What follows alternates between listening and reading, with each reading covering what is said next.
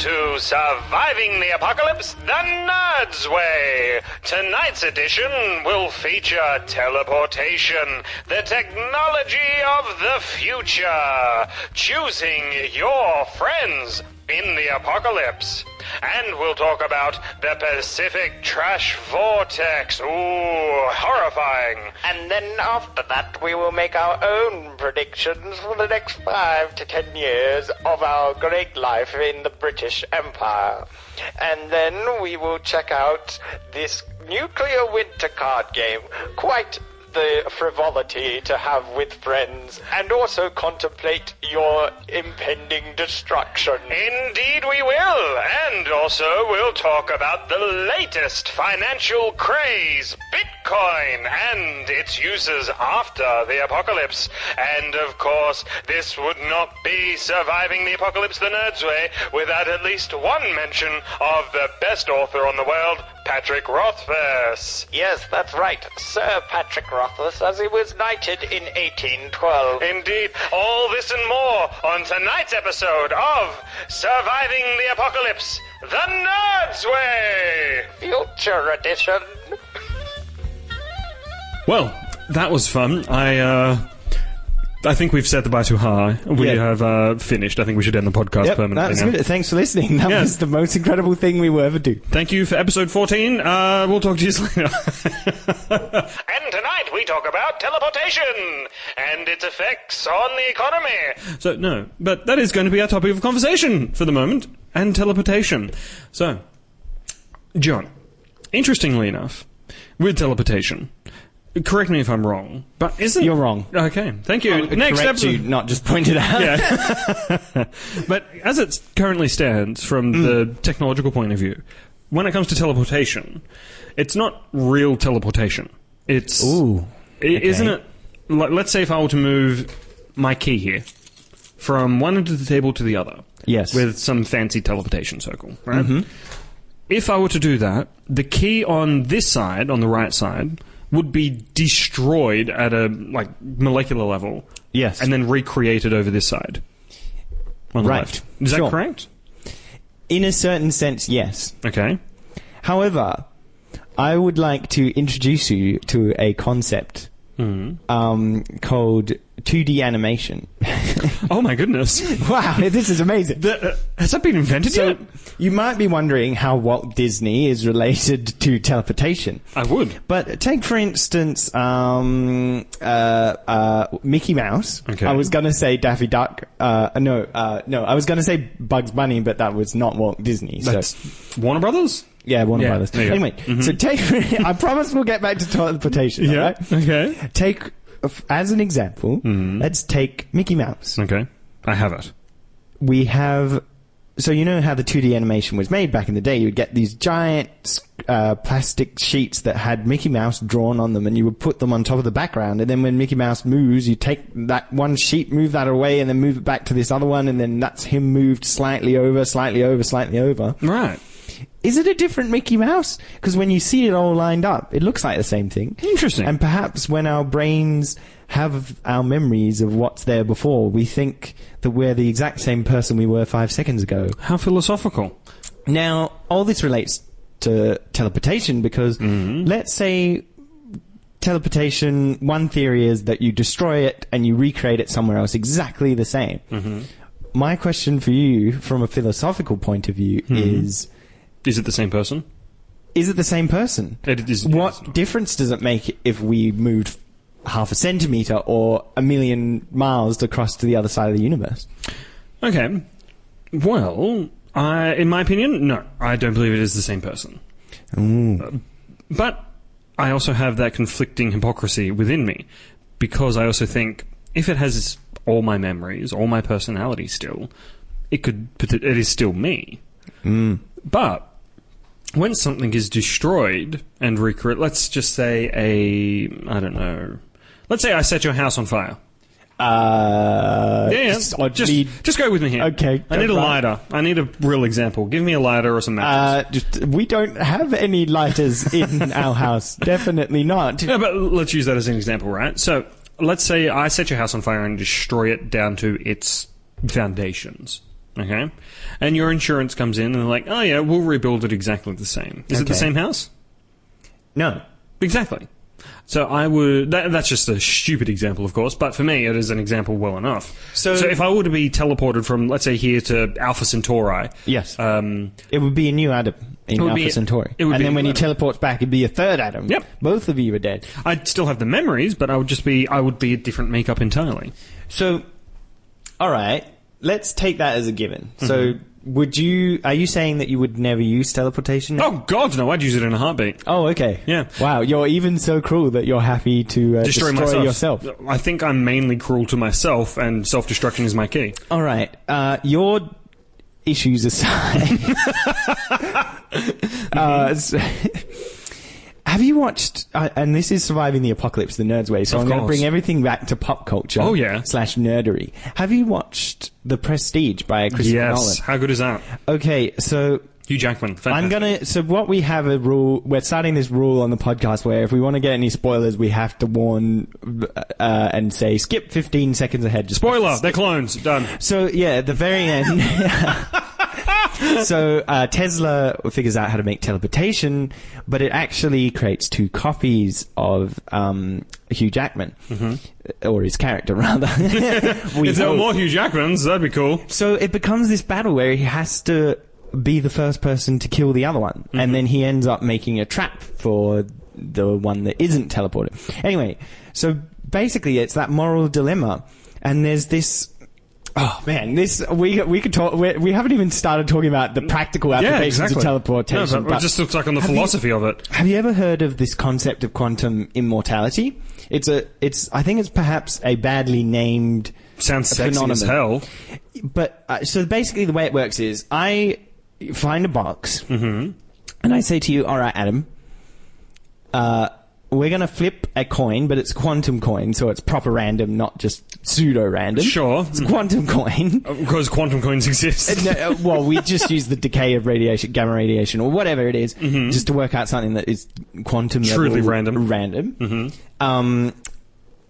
Okay, and if it flips on A, it's going to destroy you, or if it flips onto B, you're going to be allowed out of the box. Oh. But we're going to do it 2 million times. Or perhaps even 50 million times. Okay. So we go through it and you're like, whew, that took a while. And then you walk out of the box. It's like, how I survived. So this is one method of becoming almost certain that multiple universes exist. I see. Because it stands to reason that it would be super unlikely that you'd ever survive unless you just happen to be in that one universe where all 50 millions landed on A. So it's not a foolproof test because it may have just been a one in a unfathomable number chance that you survived all flips of the coin. An infinite number, yeah. But you're more likely to walk out of that box thinking, yeah, multiple universes exist, and I just happen to be the one of the 50 million atoms to survive. Now, how does this relate to teleportation, you ask? Sure, yeah. I don't know.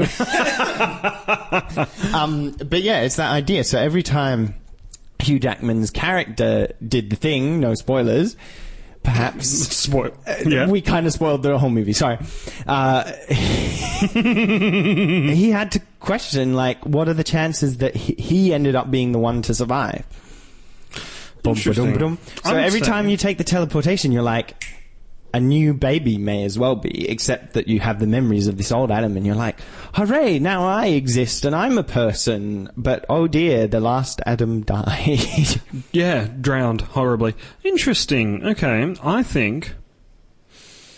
Well, discussing teleportation, there are numerous forms of thought on this, essentially. Obviously, the morality of this teleportation thing. Although, with the prestige and the random, duplication of somebody due to the teleportation, I don't really think that's a thing. I don't know science. Well, how is it any different? So you said teleporting the keys, right? You destroy it in one place and create it in another. Create it in another. Just if we forgot to do the destroying, for instance. That was the part that Tesla in the movie couldn't figure out. Yeah. Sorry, spoil it. Oh boy. No, well, no, but with, I'm thinking current thoughts on teleportation, it is destroyed in one place and teleported to another. Correct. That would be the closest thing that we can define to teleportation. Yes. So at the moment, we theorize that basically, if we can't destroy it on Earth, for instance, from Earth and Alpha Centauri, for instance, but we're still teleported to Alpha Centauri, then there's two people in existence, I guess.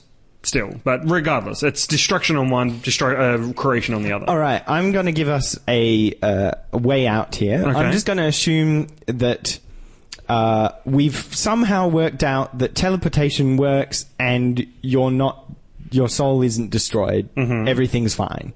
What will the society look like if everyone's teleporting everywhere? There's no moral consequences. Well, I would think that if this teleportation was perfected to a level of everyday use, transportation of goods would obviously be incorporated into that. So that means the trucking industry would collapse and no longer be of use.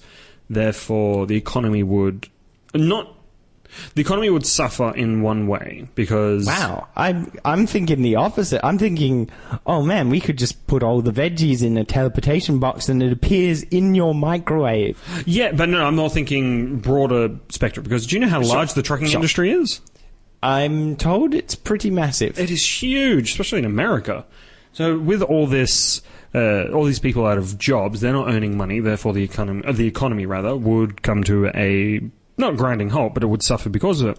But then you do have, of course, the jobs industry of the teleportation industry, yada, yada, yada. But yeah, in the end, I'm pretty sure that that's the only thing on my mind. I'm pretty sure that the economy would suffer, and that, in the end, teleportation could be a boon or a curse for humanity. Oh my goodness. Yes. Wow, I guess this is surviving the apocalypse the nerd's way, so everything is going to somehow cause the apocalypse. Yeah, for sure. But, I don't know, what are your thoughts on it?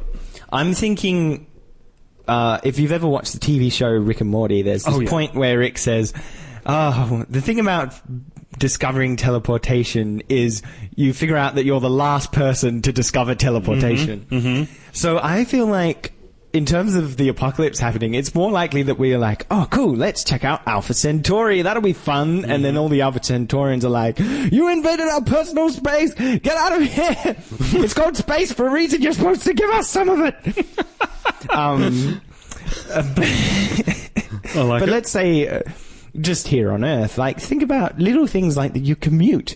I wouldn't even be able to make this podcast anymore because I edit the podcast while on the train. True, but you'd have all the spare time you'd have. Oh, so much spare time. Like, if I was going over to a friend's house, I'd only have to leave when I wanted to be there. Mm-hmm. Every day at work, I could literally wake up half an hour, eat my breakfast, teleport to work, and be like, all right, let's go.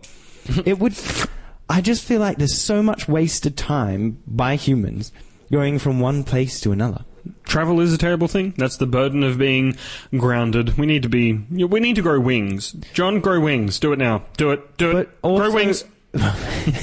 So beyond growing wings, which I have not been able to do yet, I'm also reminded probably the closest analog that we have is email.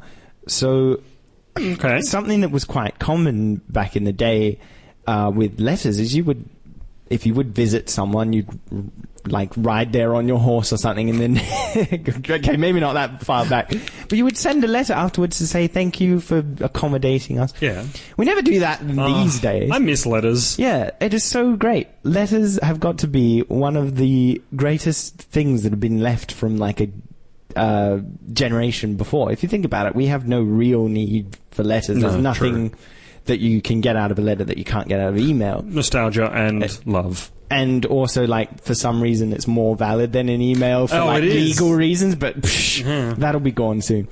But there's all these the ways that it affects the society. So probably another example of this, again, pop culture reference, one of my favorite movies of all time, Shawshank Redemption. When one of the characters gets out of prison, he's been in there, I think it's for 70 years or... Okay, no, because he'd be dead. Yeah. It's 50 years. Yep.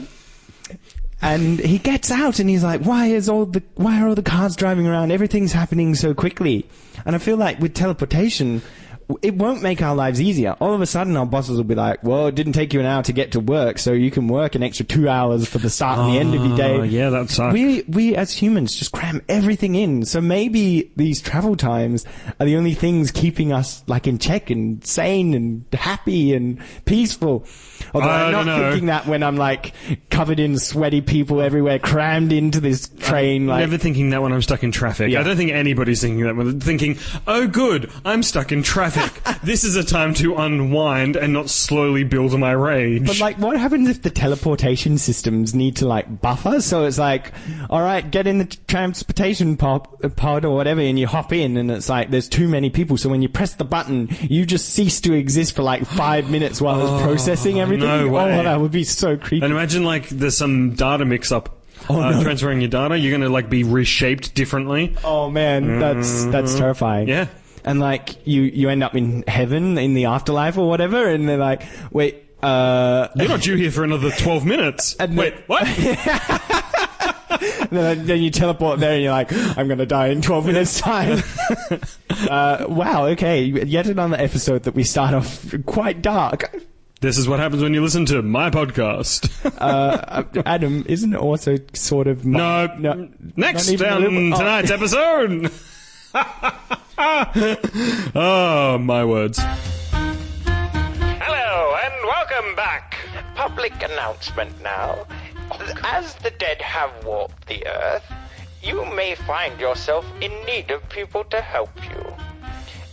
This is a very important part in your journey in surviving the apocalypse. Oh, indeed. You must choose the most effective members to join your crew. You must choose very carefully. It can't be any old wish-wash. You must have the leader, the support, the gunner, the thinker, the tactician. All these must be incorporated into your group. What about the computer nerd? I heard they're useful as well. Computers? I don't even know what they are. This is much too old for computers there, Johnny boy. I meant someone who computes things. So, Adam. Yeah. As this episode is a episode full of random trash, as you so eloquently put it as we were planning it. Hey, it is random trash. It's fantastic. Not random trash. The things we've come up with are random trash. Our listeners have submitted ideas. Also, we'd have to thank Josh for submitting teleportation. So that is fantastic. Thank you, Josh. Thank you, Josh. But yeah, the stuff we've come up with, just garbage, but I love it. This episode is going to be one of our highest quality because it's all coming from you, dear listeners. Oh, indeed it is. So this next topic comes from Pete. Thank you very much for suggesting it. How do you choose your crew? I'm going to open this up to you mainly, Adam, because my crew will mostly consist of me realizing it's the apocalypse and then soon after dying. Yeah, that's fair. Well, unfortunately for you, you are in my crew. Remember, you have to grow some of the food. Oh, yes, that's right. And your wife is the chronicler who must survive to record our glorious deeds. Good. So, for a crew, and for me, anybody, I have one crew that I'm publicly in, if you will, and then another crew that I have made myself with the ideal members, essentially. World of Warcraft guilds don't count as God, apocalypse no, I would never. No. But, however, I do have a group of people who I would insist on following. Anyway, they would be, I'm not going to obviously say names, but, because private group... They have each a specific skill set in which they have been specifically chosen to contribute to the restructuring of a small society, essentially. So we have, for instance, I've already said that you and your wife are in my group for now. Actually, you can think of a good excuse to boot us off. Well, I've got to keep you there so you can keep growing food, but when you inadvertently teach your apprentice, who's actually my spy... Oh, no. I'll have him, kill you. But that's cool. Oh, wow. Yeah. So we've got... you've got to... If you're creating a group, trust, I think, is the main issue. If you just join like a random party that you meet on the road, who's to say that this random party isn't a group of marauding, looting, terrible people who are going to do nasty things? You don't want that in your conscience. You don't want that basically. You don't want that influence, essentially. So you should distance yourself from that stuff. Stick with a group with who you trust. That's going to be difficult, of course. But yeah, my group, people who I know, people who I trust, and they will basically succeed in their tasks because they have been specifically chosen for those tasks. They may not know it yet, but they will. So yeah, I have, let's see, a bruiser, as I like to call them. Got a couple of those, a farmer, a rider, 3 tacticians, a literal genius who can run a nuclear reactor if need be, probably. All these fun things, you know. So I've got several others as well, and yeah, it's going to be fun. I don't want people who I don't know in my group, essentially. I mean, in the public group that I kind of joined, if you will, that I'm in, there's a whole bunch of people in there that I don't know, but I'm not going to be, you know, running off with them. So, in general, you want to have people who you can completely trust. Oh, yes, because indeed. there's going to be so many moments where you have to think quickly, and you've got to know, A, that these people know their stuff, and B, that these people have the best interests of you and the group. Oh, indeed. I think the forefront. Yeah, not only do they have to think quickly, you have to trust them utterly, because you're going to be in positions of vulnerability. Be it through food, be it through sleeping. I mean, you're going to have people on watch while you're sleeping, and those people are going to have to keep an eye on, you know, people approaching, whatever the case may be, wild animals, zombies, whatever. They can't just run off, fall asleep, all this stuff. You have to know that they're going to do the job that is required of them. So, yes, you must trust people. Sorry, you must trust your group, not people. Don't trust people. People are horrible, especially in the apocalypse. But yes, definitely, your group must be tight-knit and trusting of one another. That's my primary thought. Okay, what about entertainment? What about morale boosting? Mm-hmm. Would you bring a comedian along or a musician? Not a comedian. Musician, possibly. Oh, wow. Well, I think, and this I guess no one's going to want to hear jokes, but music perhaps will lighten spirits. Indeed. The way I see it is, when this all comes to pass, and it inevitably will, we have, as society collapses, currently, right now as a society, we are easily entertained. We have so much entertainment at our disposal. Right? Netflix, YouTube, all the music on your phone, all these type of things. But go back 50 years or whatever, you had none of this, and people would take great value in music. Like, they would sit around a fire, listen to a guitar player, whatever. They'd really appreciate talent in that regard. So it's going to be like a massive, boom, reset button, and we're going to go back to not having those creature comforts, being on the road, and I need a couple of musicians, probably. So I actually crave this. Not the destruction of everything. Like blah, blah, blah, blah. Fair enough. But, okay, so one of the manliest books I've ever read, again, making a pop culture reference, manliest, like, toughest apocalypse surviving book was Pride and Prejudice by Jane Austen. Not the zombies one, because that would have been awesome. But this book, everyone is, like, employed almost, like, to learn an instrument or learn to sing, and it's a attribute to be proud of, and something that they encourage them to learn. Because really, if you go round to someone's house, you can't just put on the stereo. You've got to sit round and, like, listen to someone playing. Yeah. And the song that they've just recently learned, it's such a community type experience compared to music nowadays, where it's just kind of on in the background and it's just a song that you happen to like. Yeah, I like that. That's what it is nowadays, though. We have the Spotify constantly playing. Like, I listened to 4 songs on my way over here. Yeah, didn't have to share that with anybody, but then again, when I'm listening to my music, I'm literally belting it out at the top of my lungs. Oh, okay. You'll be back. Soon you see. You remember you belong to me. Copyright Hamilton by Lin-Manuel Miranda. Please don't sue us. Actually, last episode we played like a million songs. Yeah, that's fine. We'll be fine. Now we have a little bit more idea of Adam's crew. We better not quiz him any more about it, because we might put him and his crew at jeopardy. So he's graciously helped us. Now remember, when you're hanging out with your friends this week, try to figure out which one of them is going to be useful and which ones you need to just no. Think long and hard. You're going to have to make some tough choices. Oh boy. So you've got that friend that has a great personality, but just... But would they be able to handle caving in a zombie's skull without having emotional trauma All right, afterwards? quick, let's move on. We interrupt your regularly scheduled programming to have an announcement. The world is being overtaken by trash. You may think that this is not newsworthy material because it is a slow process. However, we have discovered that it will cause the imminent destruction of all life on Earth. So if you see any trash, please place it in the bin receptacle. Anyway, yes, correct, John. The world is being overtaken by trash, and we should be placing it in trash receptacles. I'm glad we had those two strange men to warn us that trash is taking over. We've pulled these clips from numerous sources about two incredibly good-looking gentlemen back in the 1800s, making these announcements. Adomius and his incredible mutton chops. That's incredible. They were incredible. I mean, you could literally punch that guy on the side of the face, and he wouldn't feel it because of those mutton chops. Wow. Yep. And Johnninius. Oh goodness! I mean, that guy. His changing voice is fantastic. I love it.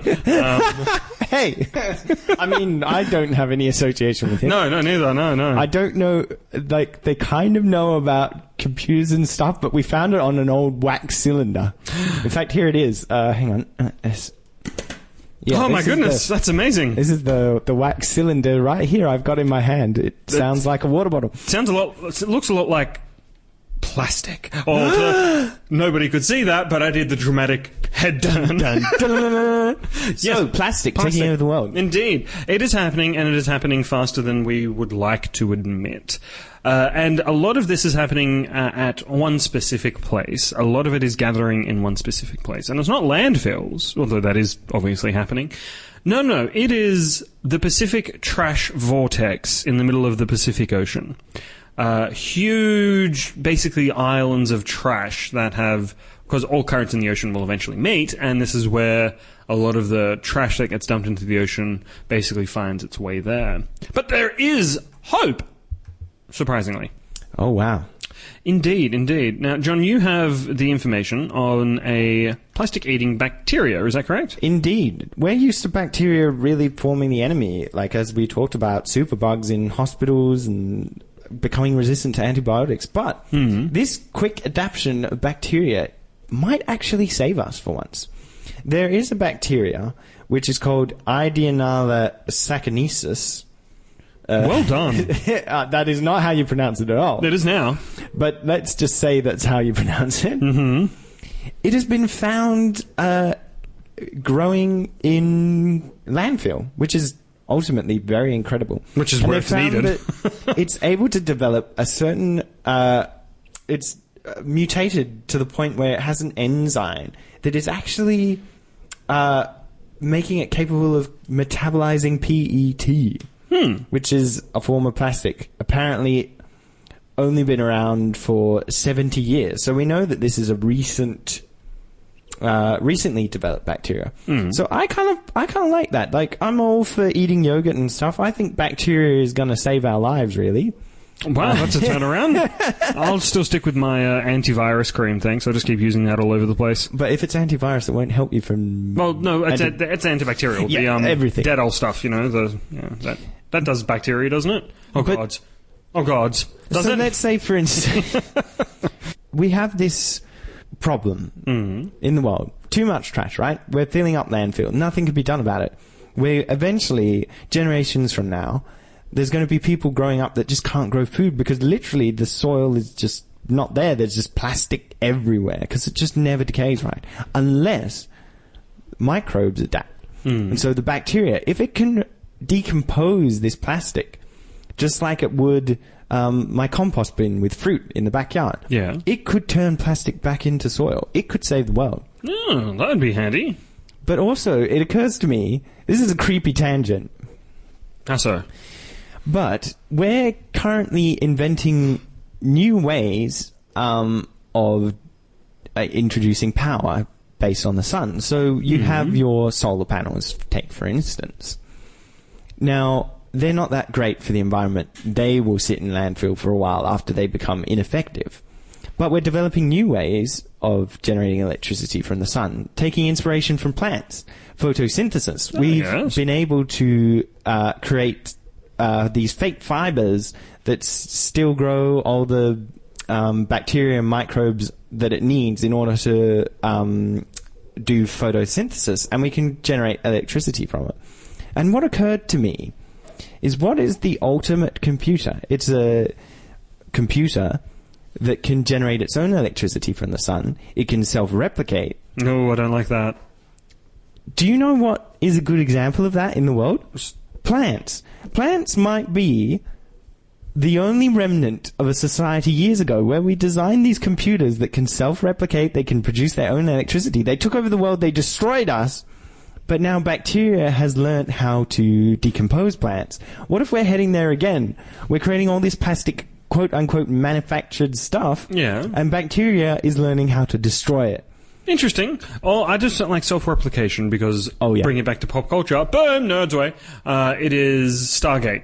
When the replicators, self-replicating robots that essentially, take over the universe, and it's terrifying.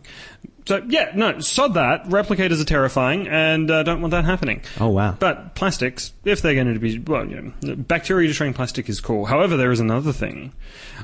Is there something else that can save us from the great crash vortex? Yes. It's fungus.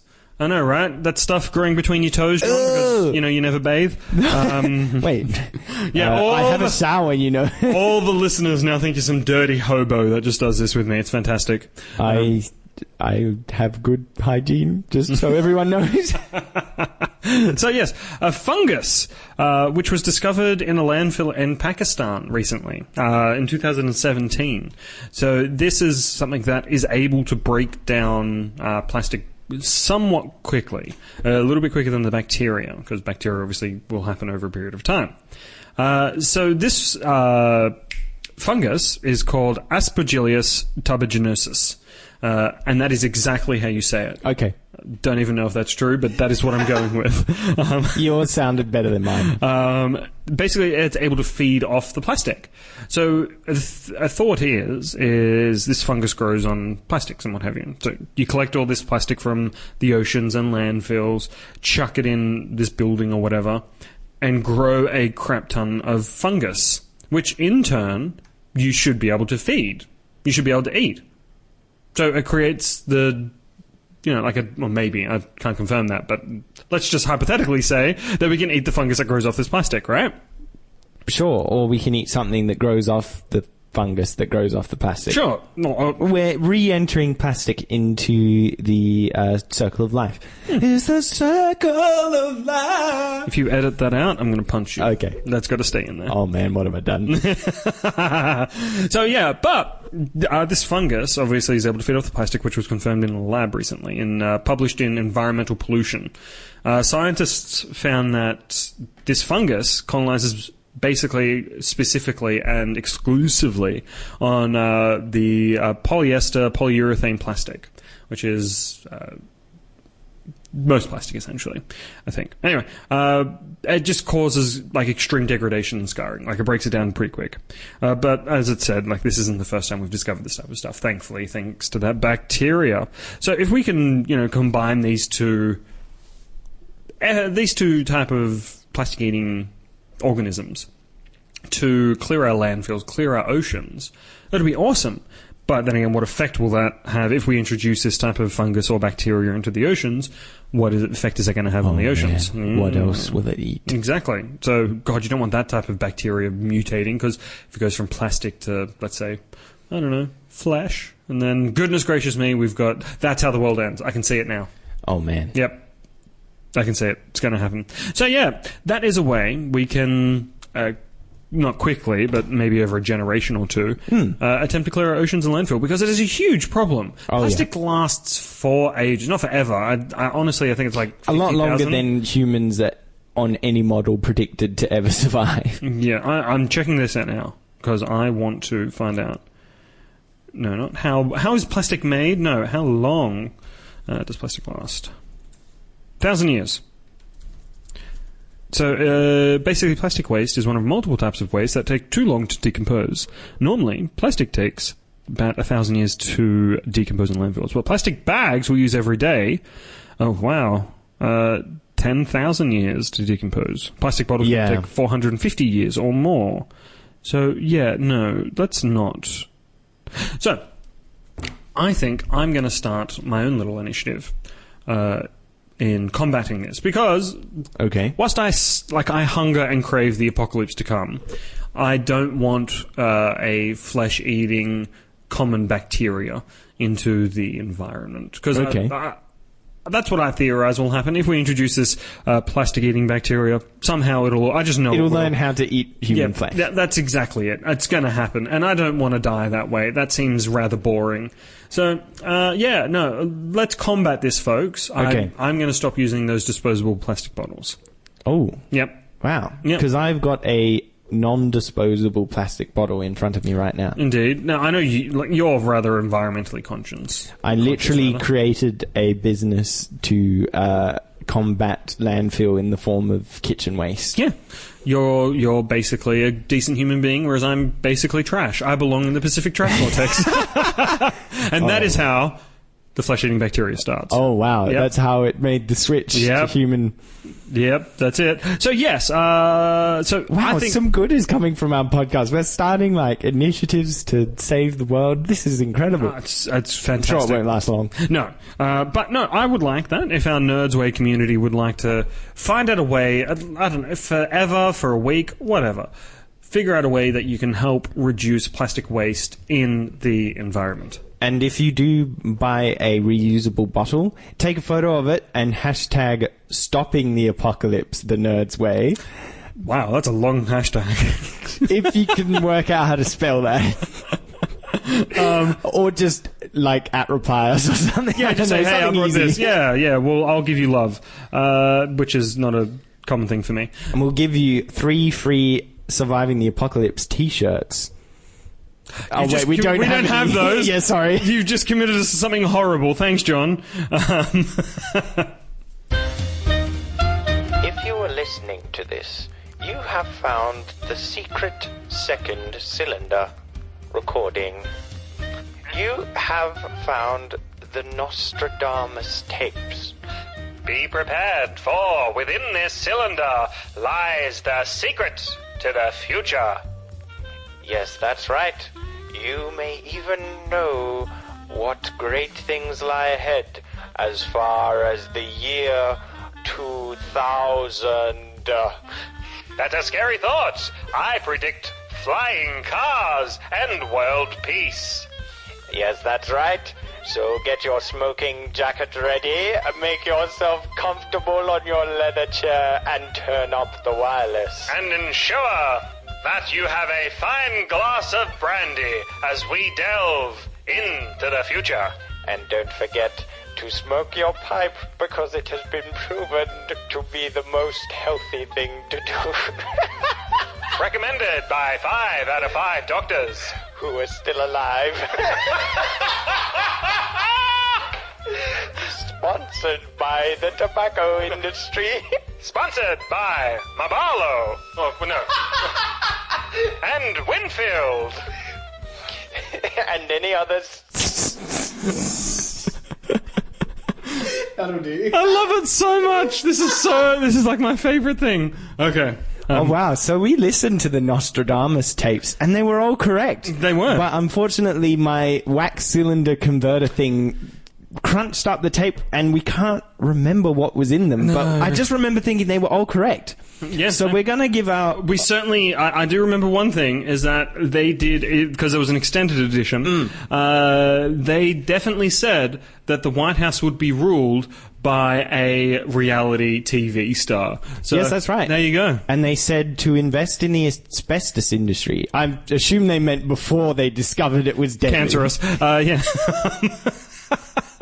So, I do like these type of these type of mental thought patterns, whereas planning for the future.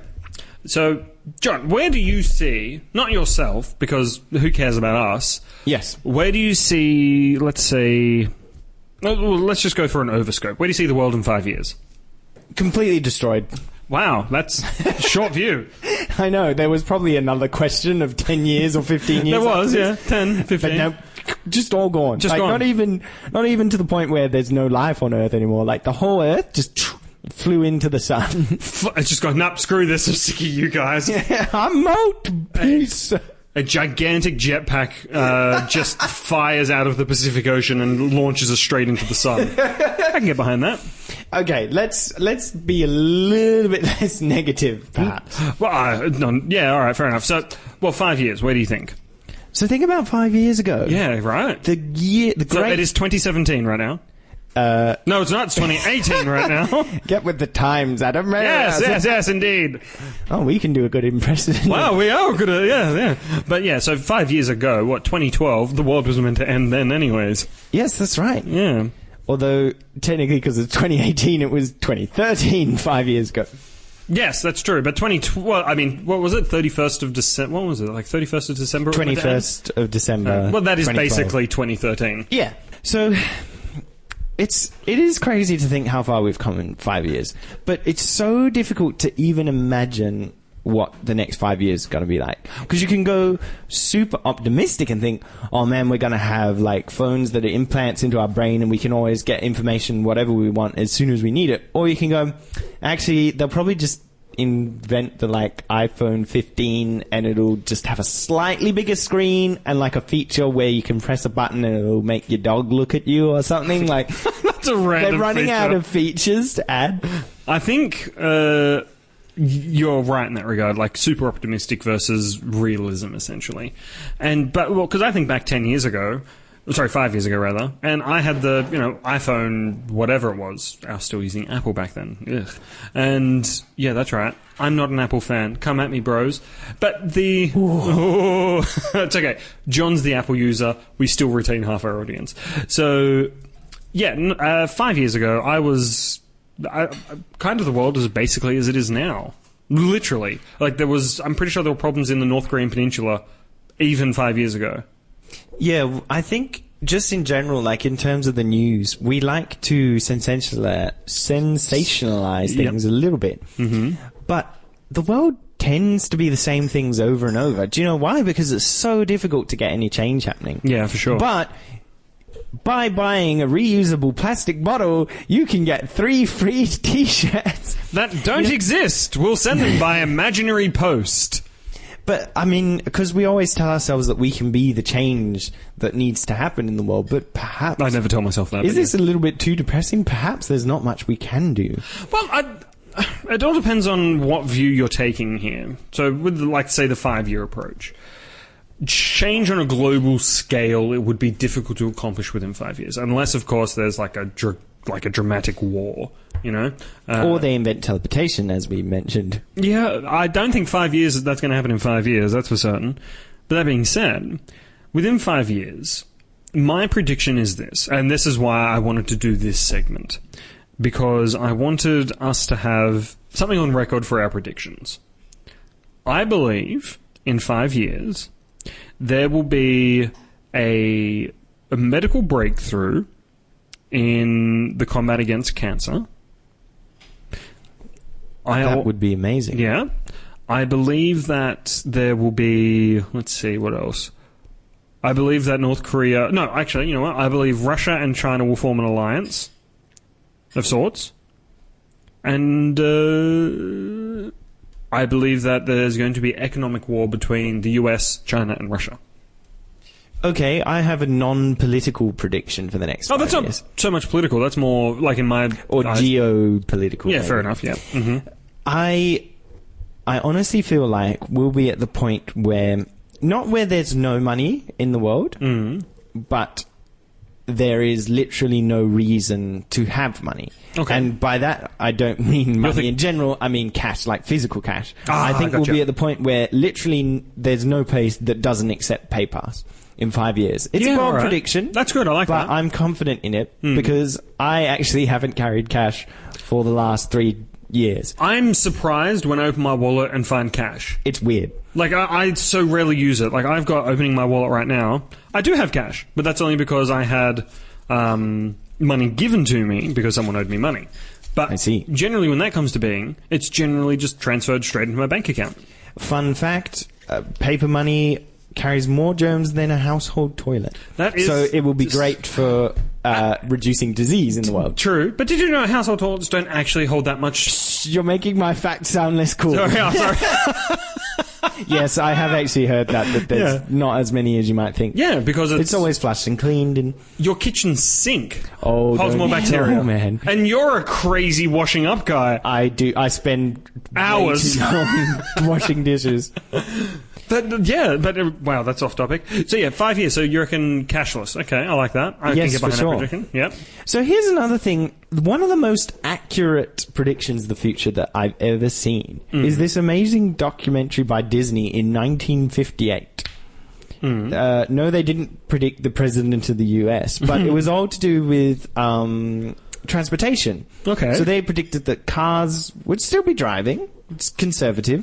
But they predicted that you'd have heads-up displays showing you like where a car is if visibility is low, or telling you how traffic is going or whether you need to slow down. Okay. Now, as we're middle-class people early in their careers, we don't have the cars with these features, but there's all of these features are in the Teslas and the BMWs that are coming out nowadays. All right. Another thing that they predicted was that... Did you know a study found that BMWs are literally the most hated drivers on the road? Oh, really? Yeah. I'm not surprised. Sorry for any of our They BMW also listeners. predicted that... Safety mirrors on your car would be replaced with a television picture. Oh, and... No. Cut it out. Which is incredible, because now we know rear view cameras are really, really commonplace. Yeah, I really want a rear view camera on my Ute. It's blank when you're reversing. You're just like, am I going to hit something or am I not? But, whatever. I haven't hit anything yet. Yeah. Nothing that has lived to tell the tale. That's why I've got a Ute. Easier to hide the bodies. Okay, 10 years. All right, 10 years. I believe that there would probably... there will be an escalation in conflict as resources become more thin, because of world population stretching to basically greater and greater levels. We're going to be spread so thin from a resource perspective that it's going to be difficult to basically do anything of note. It's going to be overpopulation is going to thing. I think that the government may or may not attempt to institute population control policies. So, predicted population in 2030, 10 years from now, is 8.5 billion. Yep, that's way too much. I think it's going to be higher than that, just personally. Yeah, it stands to reason that it would start to grow even more exponentially. Yes. So there's that. I believe that's going to be causing an issue, which will probably destabilize certain governments in certain places. I have a prediction that's a little bit more positive. So with that, I honestly do believe that resources are going to be going down. Yep. But that is going to force us to make the switch. Finally, we needed to do this years and years ago, from petrol to electric cars. Yep. Still, it'll be expensive because electricity is expensive. Yeah. And yes, you do have to burn fuel to create electricity, but you also have to burn electricity to create fuel. So it's this. There was something cool, actually. A principle that was... not a school principle, as in an idea that was put forth. And I didn't read the whole article, but there was some type of mechanism that was created ages ago that didn't come into wide use. I'm not sure why. But when you brake your car, you're using quite a bit of energy, like it's releasing quite a bit of heat, which heat turns into energy. And using that energy, a converter of sorts, to aid in acceleration, which will cut back on gas usage. Yeah, that's right. Yeah, that's awesome, but that never came out, which is a shame. And they do have it in the Teslas now, regenerative braking, where it recharges the battery. Oh, that's sweet. But what's interesting about this is it doesn't even have to be a electric car. Even if you have a bike, they've designed this wheel where it will actually use the centrifugal force. As you brake, it will release this... It's kind of hard to describe, but this contraption that will move from a point of being flat with the wheel to pointing out to the side, holding more centrifugal force, and then you can pull it back in and it will apply the force to the wheel. So there's nothing electronic there, it's all mechanical. But these ideas of being able to reuse that wasted, quote unquote, wasted energy trying to slow down. Yeah. That's cool. I like that. So my other prediction is we'll have electric cars. It will still be expensive to recharge them and expensive to buy them, I'm sure, even in 10 years' time. But I'm honestly predicting, like you say, like one of the biggest users of fuel, as we mentioned earlier, is delivery trucks. And one of the most important things they can deliver is food. Yep. So I'm predicting, just like we have a fridge, a microwave, and a stove in our house, in our backyard, we will have a little veggie patch. Now, bear with me on this, because not everyone has time or will have time to grow their own food. But someone has invented this thing called the farm bot. And no, it wasn't me. It sounds like something I would do. Is it someone basically controlling a robot, but basically they're just playing Farmville on their phone or something like that? That's right. So there's no AI in this. It just uses people playing Farmville. Yeah. No, so the way it works is it will have this almost... Think of the inside of a printer, how it has the two lines running parallel to each other, and in the middle is this little nib that would print stuff. Yep. What it does is it can plant the seeds, it can have a little attachment for watering, it can water your food.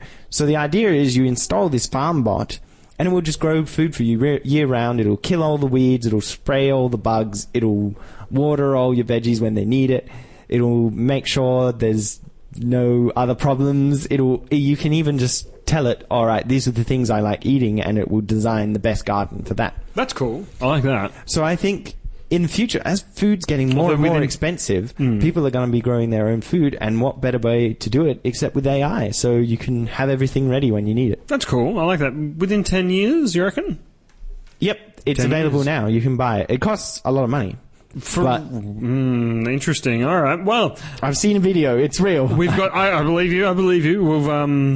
We'll have to come back in 10 years and listen to this episode. Oh wow! And what episode will be up to by then? Probably 15, because that's how long it takes me to edit. It's cool because I like our dichotomy here, because you're so positive and joyful, and I'm war, famine, death. Yes, it's true. But that's cool, because then that gives us a clear picture of who's going to win this, essentially. So yeah, I reckon overpopulation is going to be a problem within 10 years. Obviously, stretching resources. Housing, I think homelessness will be on the rise slightly, because banking corporations are going to take over people's houses and yada, yada, yada. Yeah, I think that could be a problem. But I think in let's go technological-wise as well. Oh, wow. I think within 10 years, I think VR is going to be big. Okay. Bigger now. Like, I'm talking kind of Ready Player One-esque. Yeah, Ready Player One. Like the beta for that type of...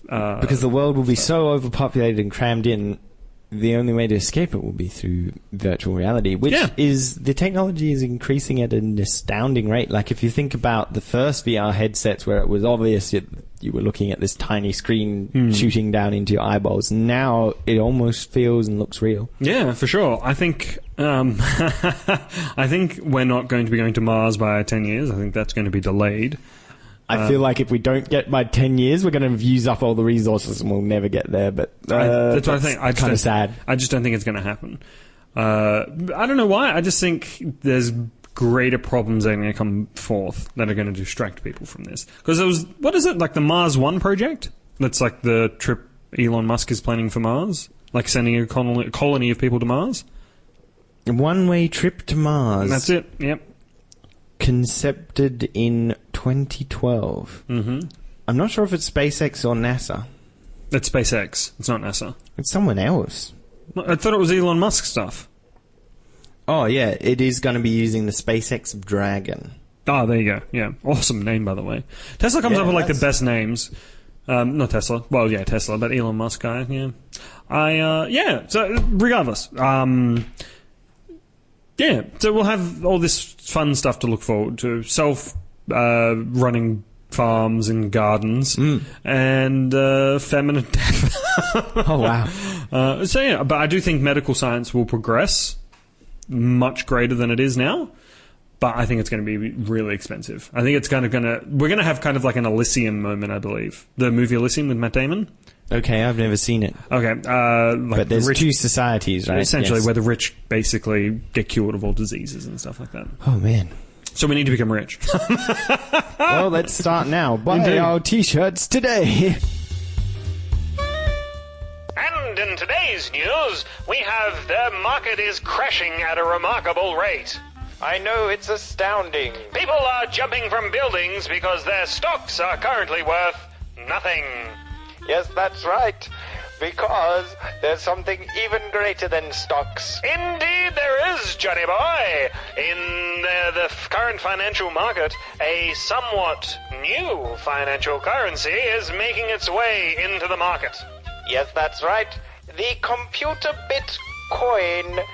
It's positioned to take over all our financial transactions. Indeed. Replacing the American dollar and the British sterling pound as the use for all transactions and commercial trade throughout the world. God save the Queen. However, this decentralized currency is said to be the way of the future. Yes, that's right. In the Okay, that's probably the end. It's like, I'm just going to add there. Yeah, that's probably about a good place to end. I just have too much fun with that. It is so much fun. I love it. So, they're right, obviously. Bitcoin, obviously back then, it must have been really new. Yes, I didn't know it existed back in the 1800s/1920s/ I'm not really sure. 1900s, let's go there Yeah, somewhere. somewhere there.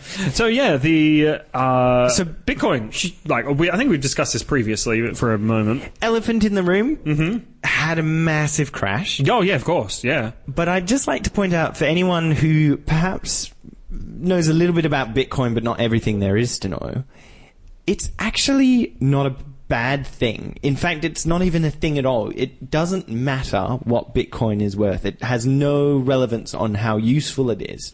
It's just a coincidence that it happens to equate to such amount of US dollars or Australian dollars. Yeah.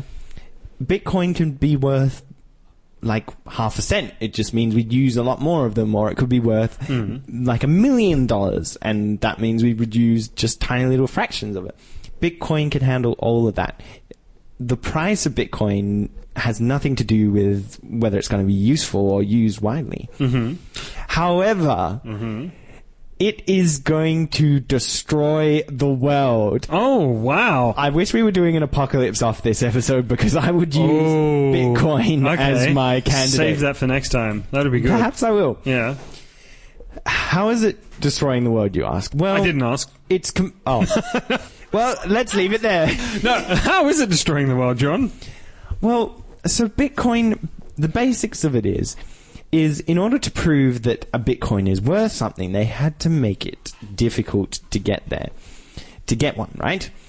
And they had to make it difficult to be able to say, I'm the person who's going to write the ledger. I'm going to say these transactions happen. They had to make this difficult so that not anyone could do it, so that the network would work in a great way, right? I'm not sure how much detail to go into. That's all right. So because of that, the way Bitcoin works is thousands of computers around the world. If you've ever heard of a Bitcoin miner, this is what it is. They are all just basically guessing the answer to a mathematical question, which is impossible to solve. They're just guessing again and again and again, using up electricity to check the answer, because they're just guessing, check the answer, nope, do it again and again. This is taking up so much electricity. Someone I know from work made a whole bunch of money off mining Ethereum, but also got a rather large electricity bill, which is fine because you can still make a profit off of that. Yep. However, unfortunately, it is going to destroy the world. Now, luckily, my friend has a what do you call those? Solar panel. Yeah, the very common things nowadays. Yeah. So it's not destroying the world in that way. But as the Bitcoin network gets bigger and bigger and used more and more, it becomes harder and harder to solve the problems, so the network can cope with the extra people trying to solve the problems, basically. So it's just, as the price of Bitcoin increases, the more electricity that people will be willing to spend up trying to be the first person to answer this question and get some Bitcoin from it. So, the more Bitcoin is worth, the more electricity that we're going to waste. And it's just a complete waste of energy. All it was is just to say, oh, now I know that you are the person who can write the next page of the ledger. Just a complete waste. It could have been used to discover a cure for a disease, or it could have been used as power just to light someone so that they could see their newborn baby for the first time, you know? Yeah. It's a waste just to power this currency. Now, you could say that we also waste a whole bunch of electricity printing out these little pieces of paper, but either way you look at it, Bitcoin is going to eventually destroy the world when we get to the point where it's a commonly used currency. Yes. And I think it will be after a point. Unless we can think of a way to make it more energy efficient, or a new way to make a proof of work instead of just guessing the answers to these impossible math problems. They're not impossible for me. I could totally fix it. You can't reverse a SHA-256 hash, man. It's just not... There's not enough information. It's impossible. I'm fairly certain I could. No. Yeah.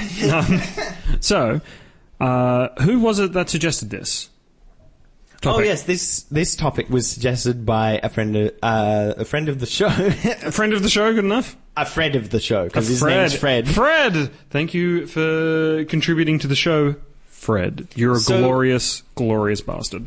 Human being. You're a glorious, glorious human being. Yes. But one of the things about Bitcoin is when the apocalypse comes, energy is going to either not be possible, or it's going to be very, very scarce, as if we want to use it for computer currency. This is the thing, right? If you have electricity, and okay, the apocalypse has happened. Let's say it's a minor apocalypse, okay? So just a little bit of an apocalypse, okay? It's like, oh yeah, I guess the apocalypse. Yeah, this is like Apocalypse 1, you know? So 1.0. Yeah, well, it's just like it's a beta test for the apocalypse. Yeah. Perfect, okay? Give us all a chance to prepare. Exactly. So we've still got the network. All right? Sure. Now, there's two thought processes that I'm going through right here, because I've done no research on this. I love it. It's brilliant. So I'm on the fly here. So let's say mini-apocalypse happens, and we still have the network, and we still have electricity, but not a lot of electricity, if any. Okay, so it's difficult to basically have this type of... it's difficult to have this type of good night, sleep well... And also don't hit the table. Yeah. So it's difficult to have the network up and electricity going and all this type of stuff. But you have, like, let's say, sporadic bursts of energy coming into your house. Sure. Now, back in medieval times, back in, like, 17th century, whatever, it actually cost a fair amount of money to power your house during the night. Not power, as in, like, have light itself during the night. Yeah. We are in a point in time where we are lucky to be able to sit up at night and read, do stuff, not just to be clouded in darkness. So that's cool, but let's say beta apocalypse happens, and the Bitcoin is the main currency used. There's not the people who are going to have that type of money. The people who are going to have that type of money are those who sporadically get the power enough to be able to mine the Bitcoin, to be able to do whatever's required to have that type of finance coming in, really. Unless, of course, we have a different manner of mining said Bitcoin. But well, it's an interesting thought, because you always think of going back into bartering when the apocalypse happens. That's going to be it. Bitcoin's not going to be a thing. But perhaps, as society comes back, people will want this, because, as we know, all of the banking systems will be completely destroyed, but Bitcoin doesn't rely on one central source. So as society starts to rebuild, it may be the first choice, which means anyone that was mining it during the apocalypse will have a lot more coins than anyone else. It's a thought, but I don't think that the banking system is going to restart straight away after the fact. Sure. Because people will just rely on bartering over using a centralized currency. Oh, it was way better. Oh, yeah, for sure. But once again, because it's like, look at Europe, all right, pre-plague. Yes, I hit the table. Look at Europe pre-plague, right? You have overpopulation a strain of resources, all these problems, right? Social economic differences, the divide between the rich and the poor is quite great, and there's a lot of unrest. Next thing you know, boom! The plague. A third of Europe dies. Well, however much, right? And then you enter into the literal Renaissance period, where wages increase, where resources are not as stretched thin, people are more happier, arts increase, all this fun stuff occurs. Overpopulation leads to misery, leads to, eventual social economic corruption. However, post-plague, when, we're not going to have a problem with... apocalypse, not plague. We're not going to have the issue of overpopulation because not everybody's going to survive the apocalypse. Let's face it, that's what an apocalypse is for. Wait a minute. I'm bringing one about. Okay. You're being paid by the government, I'm sure. So yeah, it's we're going to enter into that type of Renaissance period. And I do believe that we're going to use barter over Bitcoin or any centralized currency. Barter over Bitcoin, hashtag that. Barter over Bitcoin, hashtag indeed. So yeah, don't get me wrong, at this current stage in where we are now, I think Bitcoin's a great idea. I don't like a centralized currency. I don't like the banks, essentially. I think they're relatively corrupt, personally. So it's a solution for that. Maybe it'll prevent the apocalypse, but it won't help us during the apocalypse. Indeed. Sorry, Bitcoin. Sorry, Bitcoin. When you're sitting at home by the firelight with your friends and family, you may find yourself in need of something to keep yourselves entertained. Especially considering the wireless will not be on all the time. Yes, we do have to turn the wireless off occasionally to save power because we need to heat our homes because of the cold of the apocalypse, and also we need bright shining lights to scare away the zombies. Because, as everybody knows, the apocalypse happened in 1907. Yes, that's right, the 1907 apocalypse.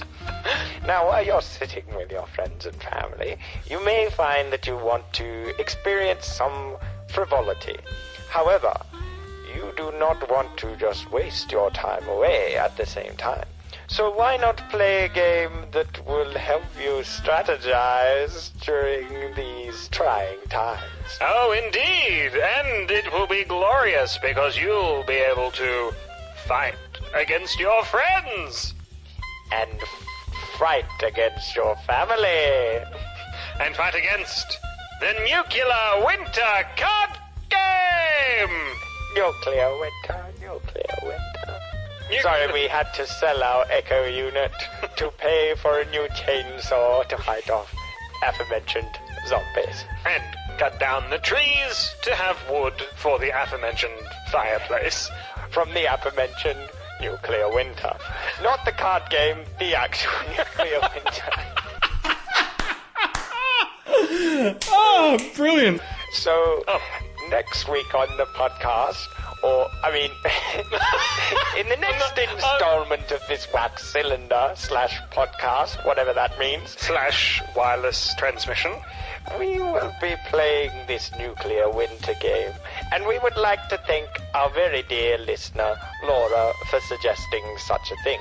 Unfortunately, Laura was decapitated by a bladed-handed zombie 4 nights ago in the middle of a game of Nuclear Winter. We pay her respects. Yes, that's right. The aforementioned zombie and the aforementioned Nuclear Winter card game and the aforementioned Nuclear Winter from the real life. And I hope that you are comfortable around your aforementioned fireplace with your aforementioned friends and aforementioned family. Transition! Doors of Stone. This would not be the Nerd's Way. This would not... I know, I will stop doing it, but this is emphasizing my point. This hitting the table. This would not be the Nerd's Way. This would not be a nerd podcast without at least one mention of my favorite author, Patrick Rothfuss. Because I love him, but I know, hold on to your hats, people, he's kind of annoying me. Okay, why is that? How could your favorite author of your favorite books possibly ever annoy you? As we all know, I love the guy. He's a fantastic writer. I love the way he writes. But he has no real problem against it, but he's a lazy writer, right? Which is fine, because I believe perfection takes time. So, in his defense, he does run a charity. He does. Off of his own decision, he decided to put proceeds from the books to run his own charity. He does. With employees and doing great things for the world. But he has those employees to do that. Yes. So... Why isn't he writing? Exactly. Why isn't he? He has 2 writing rooms, and I bet he doesn't use them. But the point is, right, at a recent convention, he obviously has a panel, because he's amazing, and he's chatting away, and he made mention of the Kingkiller Chronicles, which is the series he's been writing for the past 20 or whatever years. Oh, about that, maybe. Anyway, he said, oh yeah, this is just a prequel. This is just, the beginning of the story, if you will. And I'm just like, hearing that, I was like, how dare you even say that in my general direction? Like, in his head, he's thinking, there'll be other series taking place in other parts of the world. Like he's mentioned before that he's written pages and pages and pages about this land that... Modeg. It's never going to be in the books. No. And I'm just thinking to myself, why... even say that, because you haven't even finished Doors of Stone, the third book in the first series. The third book in the first series. I mean, okay, if this, let's say, Doors of Stone was taking such a long time, because at the same time he's written half of the next series. Yeah, I would maybe be 3 or 4 books. Or something. I would be fine with that. That's fine. If he says, right, here's Doors of Stone. Oh, also press release the next day. Guess what? Next year there's going to be a book released called, Zibbity Zap Zap Zap Zap Zoo Zibbidoo, and the other book is going to be released the year after that, which is the next series. I just think, you know what? I'm fine with that. I would be down and okay with all of that, because that's more Rothfuss, more writing, but I know that's not going to be the case.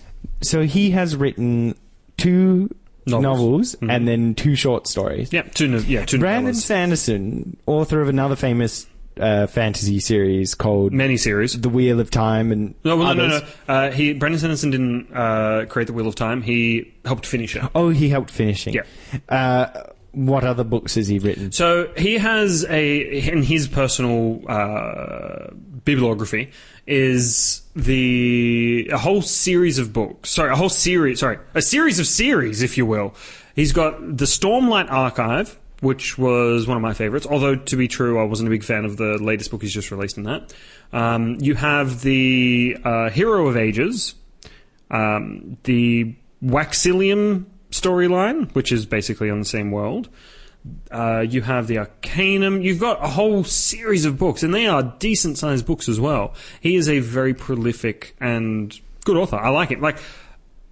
He's not my favourite author, as I said, Patrick Rothfuss is, even though he's only got 2 books. But that being said, Brandon Sanderson, excellent read. You should definitely check his work out. But he has written... Oh, he's written so many books. A grand total of too many to count. My goodness. But Patrick Rothfuss, again, how many? 2 short stories, 2 novels. Give us just a rough count. Just a rough count, nothing too serious. He's written at least 22 books. So let's just say he's written 25 books. Let's say that. That is a lot more than 2 books and 2 2 short stories, yeah. So I would just like to point out that I have many hobbies, and I have written 2 incomplete novels that haven't been fully edited. Mm-hmm. If these were to become popular to the point where people were reading them and buying them, and there was TV series and or movies and or plays being made about them, I would not just stop writing the series and play computer games. Yeah. Patrick Rothfuss, I love you. It's your own life. You can do whatever you want. You need to have fun. I would wish to one day be 1% as successful as you. Mm-hmm. However, I would never just leave the series and stop writing it and get distracted on Facebook and playing games on Twitch. Yeah. I would finish the book! Oh, jeez. Okay?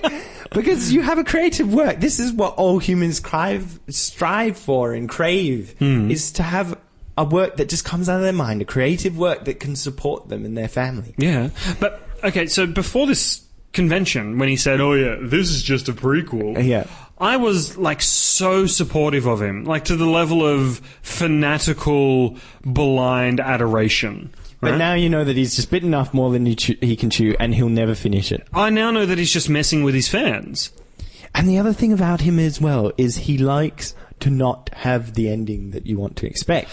It's just we haven't reached the ending of his We're never going to yet. bloody reach the ending of his series because he's probably going to bloody die before he gets anywhere But near I it. would not be surprised if we reach the end of Doors of Stone and go, wow, okay, so none of that really happened. Kvothe was not really... Kvothe was one of the Chandrian, and he was just having it... Haliax finally just decided to have a nap, and yeah. I read this amazing post on the Kingkiller Chronicles Reddit. Oh, yeah? Someone said, oh, I found the leaked ending of Doors of Stone, and its chronicler puts down his pen, and he's like, oh, wow, this was an incredible experience.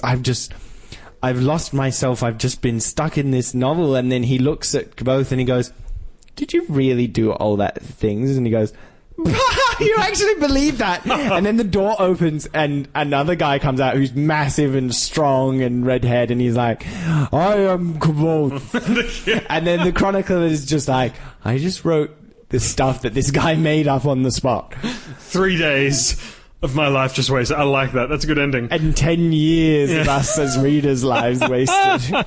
But Patrick Rothfuss would do that. Like, if you haven't read Princess and Mr. Whiffle, A, go do it, and B, you don't know what to expect. And I love that. That's the Adventures of the Princess and Mr. Whiffle. Fantastic. You don't so have that's actually to, something. You don't have to read the Kingkiller Chronicles. That can stand on its own. Yeah, essentially. And just as a point of note, because we didn't add those, because there's 2 books, we didn't add those to his bibliography either. Oh, yeah, he does have children's books. So no. Not for children's books. Not for children's books. Yeah. Right. Very important distinction. Very important. You don't want to read that to your children. We hoped you enjoyed this installment of How to Survive the Apocalypse the Nerd's Way. We hope that the information was both useful and entertaining for you as you crowd together in front of the fire with all your friends and family, wondering if you will see tomorrow. Just remember, you are able to drink your own urine in times of trouble. However, it is advised that you do not if you have brandy available. And the fine tobacco companies will always support your habit of pipe smoking in a leather jacket on a leather chair in front of your fireplace. Do not forget that you are 28% more likely to survive the apocalypse after you have smoked a pipe. Join us next week as we discuss everything. That's a lot of things. I better clear my schedule. Wait, hang on, let me see. Fight zombies, survive cold. Yes, I'm free. We have no antibiotics left, so you're going to die. Oh, that was a weird dream. Oh, goodness. I think we've gotten a podcast to record or something. I didn't... Yeah, something like that. Well, anyways, farewell. Thank you for listening, and good night. Talk about old-timey bloody radio.